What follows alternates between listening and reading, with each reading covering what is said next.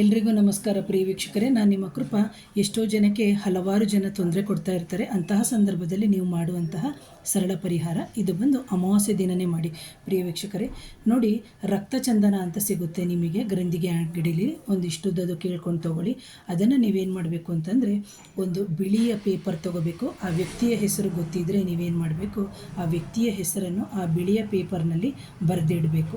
ಬರೆದುಬಿಟ್ಟು ನೀವೇನು ಮಾಡಬೇಕು, ಒಂದು 100 ml ಅಥವಾ 150 ml ಜೇನುತುಪ್ಪದ ಬಾಟ್ಲನ್ನು ಹೊಸದಾಗಿ ಖರೀದಿಸ್ಕೊಳ್ಳಿ. ಅದನ್ನು ನೀವು ಆ ಪೇಪರನ್ನು ಸುತ್ತಿ ಆ ವ್ಯಕ್ತಿಯ ಹೆಸರು ಬರೆದ ನಂತರ, ಒಣಗಿದ ನಂತರ ಆ ವ್ಯಕ್ತಿಯ ಹೆಸರು ಗೊತ್ತಿದ್ದರೆ ಹೆಸರು ಬರೀರಿ. ಅಕಸ್ಮಾತ್ ಹೆಸರು ಗೊತ್ತಿಲ್ಲದಿದ್ದರೆ, ಯಾರೋ ನನಗೆ ತೊಂದರೆ ಕೊಡ್ತಾ ಇದ್ದಾರೆ ಅವರನ್ನು ನೀನೇ ನೋಡ್ಕೊ ಅಂತ ಹೇಳ್ಬಿಟ್ಟು ಬ್ರಹ್ಮಾಂಡಕ್ಕೆ ಅಥವಾ ನಿಮ್ಮ ಕುಲದೇವರಿಗೆ ಆ ಥರ ಸುತ್ತಿಬಿಟ್ಟು ನಾವು ಆ ಜೇನುತುಪ್ಪದ ಬಾಟ್ಲಲ್ಲಿ ಹಾಕಬೇಕು.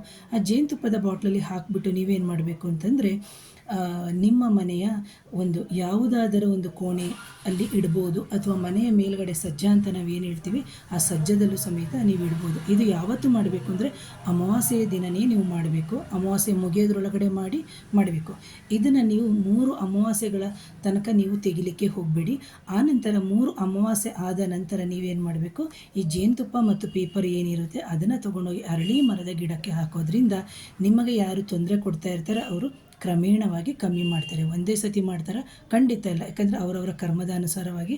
ಆ ನಂತರದಲ್ಲಿ ಮತ್ತೆ 3 ಅಮಾವಾಸ್ಯೆ ಆದ ನಂತರ ಮತ್ತೆ ಅದೇ ಥರ ರಕ್ತಚಂದನದಲ್ಲಿ ಬಿಳಿಯ ಪೇಪರ್ನಲ್ಲಿ ನೀವು ಬರೆದ್ಬಿಟ್ಟು ಏನು ಮಾಡಬೇಕು, ಜೇನುತುಪ್ಪಕ್ಕೆ ಹಾಕಿ ಮತ್ತೆ 3 ತಿಂಗಳು ನಿಮ್ಮ ಮನೆಯ ಸಜ್ಜ ಅಥವಾ ನಿಮ್ಮ ಮನೆಯ ಯಾವುದಾದರೂ ಒಂದು ಮೂಲೆಯಲ್ಲಿ ಇಡೋದ್ರಿಂದ ನಿಮಗೆ ಆಗುವಂಥ ಎಷ್ಟೋ ಶತ್ರುಗಳ ಕಾಟ ಅಥವಾ ಈ ಥರದ ತೊಂದರೆಗಳು ಇವೆಲ್ಲವೂ ನಿವಾರಣೆ ಆಗುತ್ತೆ ಅಂತ ಹೇಳ್ತೀನಿ. ಪ್ರಿಯ ವೀಕ್ಷಕರೇ, ಯಾರಾದರೂ ನನ್ನ ಚಾನಲ್ನ ಮೊದಲನೇ ಬಾರಿಗೆ ನೋಡ್ತಾ ಇದ್ದರೆ ಚಾನಲ್ನ ಸಬ್ಸ್ಕ್ರೈಬ್ ಮಾಡಿ, ಲೈಕ್ ಮಾಡಿ, ಶೇರ್ ಮಾಡಿ.